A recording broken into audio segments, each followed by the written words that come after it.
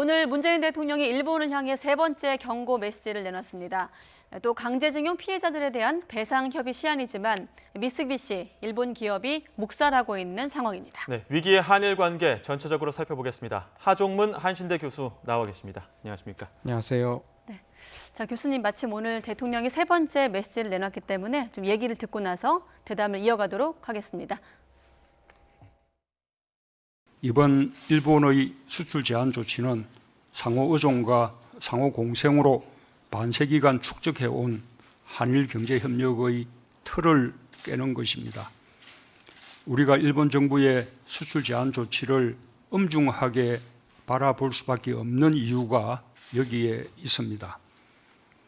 더구나 일본의 수출 제한 조치는 자국 산업의 피해를 막기 위한 통상적인 보호무역 조치와는 방법도 목적도 다릅니다.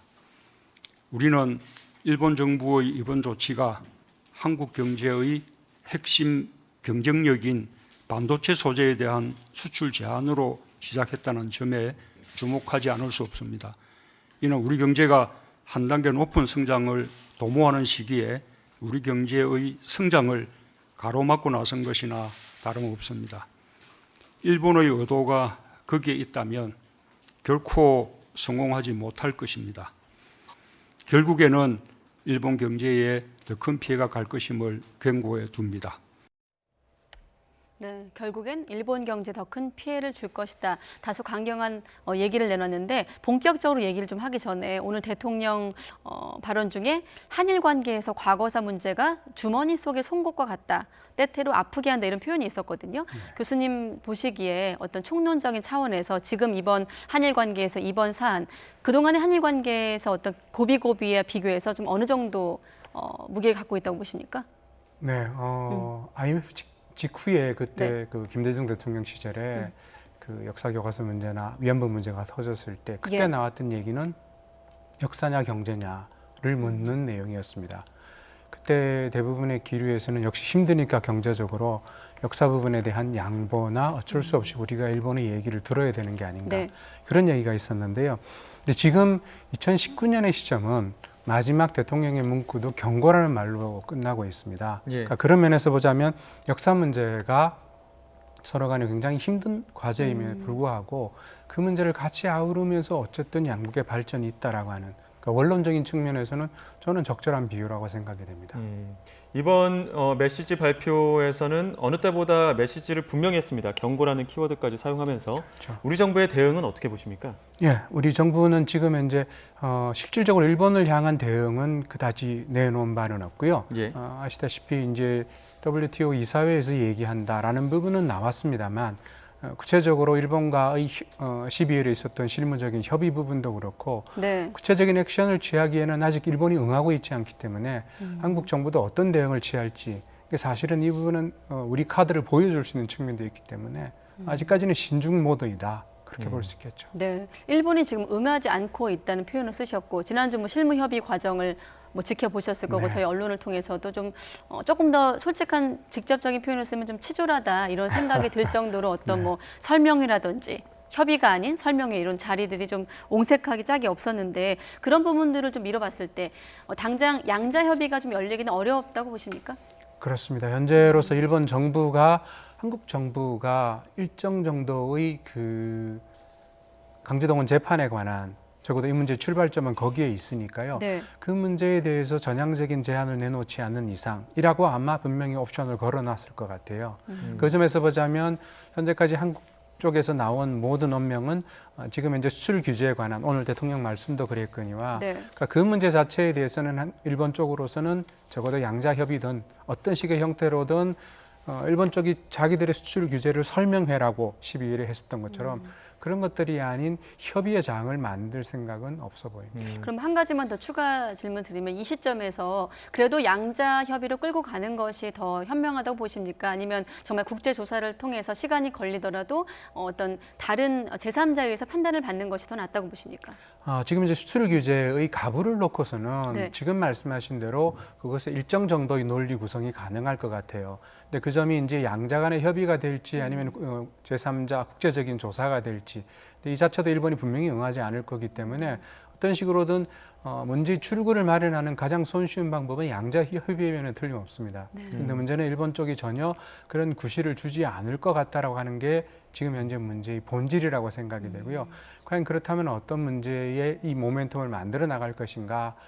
제 생각에는 어쨌든 이 문제의 출발은 강제동원 재판, 한국에서 있었던 상황들이 지존에 있었던 한일 관계에 커다란 변화를 초래한 것은 사실입니다. 네. 그렇다고 한다면 그게 이제 가해와 피해의 역전시켰다라고 하는 여러 가지 얘기가 있습니다만 예. 적어도 이 문제를 국제적으로 중요한 사안이다라고 하는 점을 인식한다면 일정 정도 시기가 되었을 때 한국 정부가 조금 더 양자 협의를 앞당길 만한 적극적인 행보를 보인다. 저는 이런 부분들은 네. 추천하고 싶다고 지금 현재 생각합니다. 상황에선 그런 모멘텀을 가져오기 위해서 좀 굳이 분류를 하자면 우리 정부가 좀 주도하고 있다고 볼 수 있을까요? 지금 현재 한국 어떻게 정부는 보십니까? 일단 수출 규제라는 네. 쪽이기 때문에 오늘 메시지의 수많은 말씀들도 결국에는 국내를 향한 메시지라고 생각이 되고요.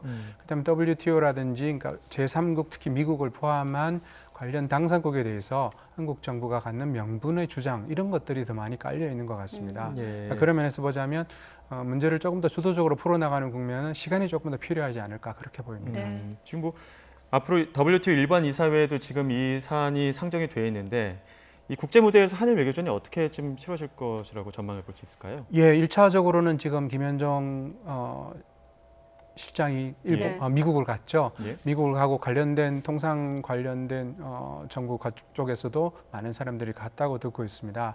일단은 그 1차적으로 한일 관계에서 제일 중요한 변수는 미국일 수밖에 없는 게 현실이고요. 네. 미국 쪽 의견을 들었던 것이 1차적인 현재의 한국 정부의 조치라고 한다면 저는 두 번째 부분은 조금 더 시간이 지나게 되면 일본 국내에 대해서 이제 어떤 우리 메시지를 던질 것인가 저는 이 부분이 고민의 여지가 있다고 생각이 됩니다.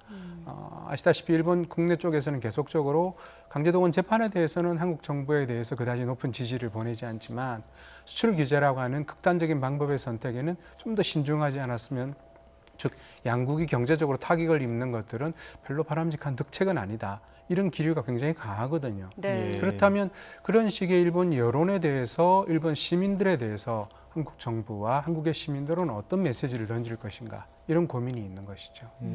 지금 보면 수출 규제 이유도 계속 바뀌고 있습니다. 처음에는 이제 강제징용 판결 핑계를 댔다가 또 다음에는 안보를 꺼내 들었죠. 북한으로 전략 물자가 수출되고 있다. 또 그랬다가 북한 문제가 또 아니다. 이렇게 계속 오락가락하고 있습니다. 아무래도 좀 이런 기조가 계속될까요? 아니면 여기서 멈출까요? 일본의 태도를 말하는 거겠죠? 예.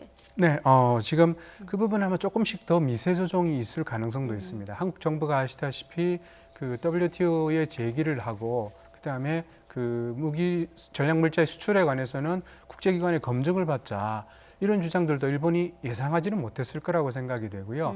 이런 여러 가지 사안들이 발생했을 때 일본 정부도 나름대로는 새롭게 조금씩 전술을 수정해야 되니까 그런 측면에서 조정은 있을 것 같습니다. 문제는 일본 정부의 논리가 바뀌는 거는 그러니까 제가 듣기로도 지금 현재 수출 규제는 아베 수상의 신복이라고 얘기되는 세코 경제통산성 장관과 네.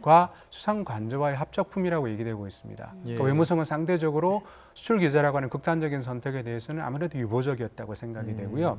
그렇다고 한다면 일본 정부 내에서 그리고 일본 국민을 망라해서 일치단결해서 이 문제가 추진되고 있다라고 보기는 어려울 것 같아요. 예. 그러니까 수출 규제에 대한 시나리오는 면밀하게 준비를 했는데 네. 이것을 막상 국가의 정책으로 외교 방책으로 펼쳐나갔을 때 일본 정부로서도 여러 가지 안팎에 사실은 문제점을 안고 있다. 이 점이 이제 중요하게 우리가 주목해야 그러면 되는 일본 것이죠. 뭐 내부 언론을 통해서도 조금 아베 정권과는 좀 결이 다른 목소리들이 나오고 있거든요. 네. 뭐 이를테면 내부에서 일본 내부에서는 좀 우리 측에서 봤을 때는 합리적인 목소리가 나온다고 볼 수 있을 텐데 네. 아베 정권이 이걸 좀 신경 쓸 가능성도 있다고 보십니까? 현재로서는 신문에서 주요한 신문에서 심지어 산케 신문조차도 네. 어쨌든 그러면 국내 경제의 피해는 어떻게 할 것인가에 대한 얘기들을 내놓을 수밖에 없는 상황이거든요. 예. 그만큼 수출 규제라고 하는 것은 일본의 일방적인 승리로 절대로 끝날 사안이 아니기 때문에 국내에 대한 여론을 무마시키는 작업들도 필요하다고 산케이 신문도 생각하고 있다고 한다면 예. 그러니까 그 작업은 한국의 대응에 따라서 계속적으로 상황이 바뀌기 때문에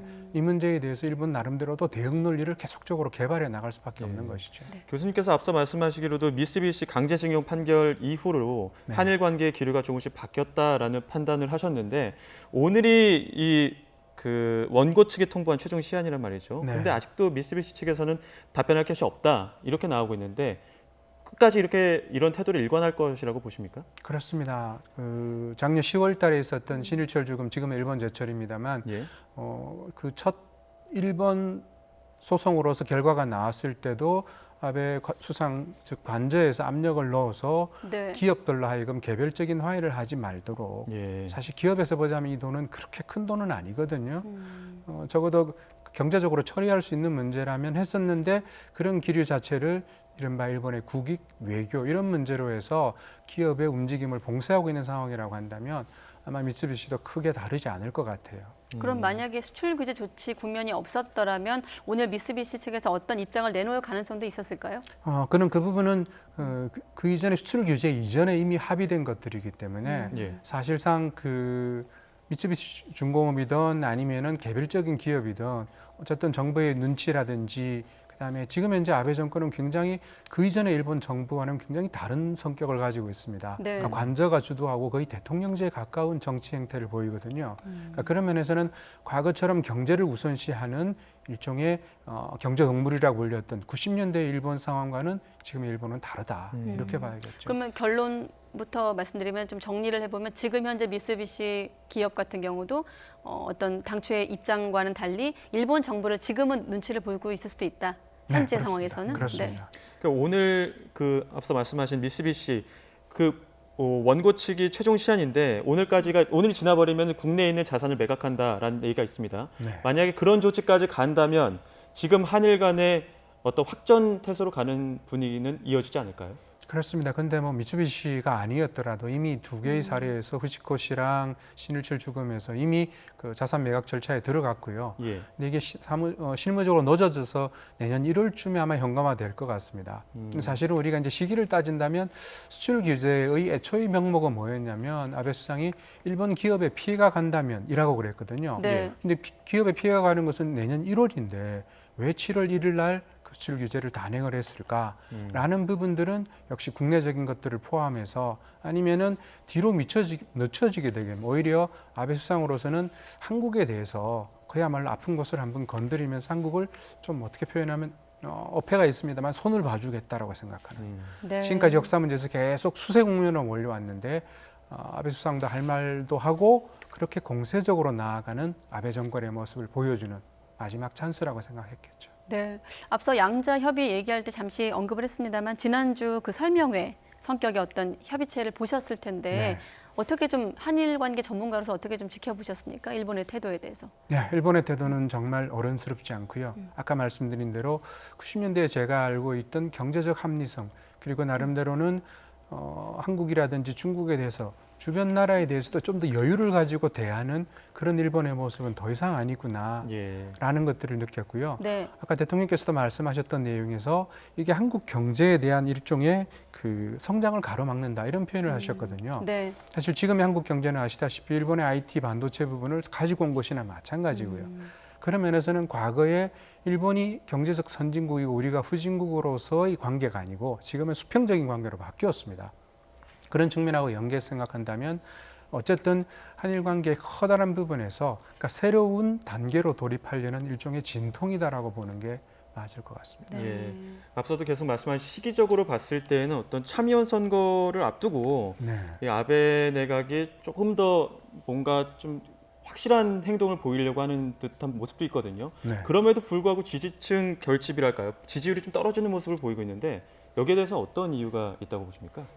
그 부분은 아마 지금 여러 가지로 아마 분석이 될 텐데 생각보다 아베 수상은 외교 부분에서 본인의 치적을 굉장히 자랑해 왔었습니다.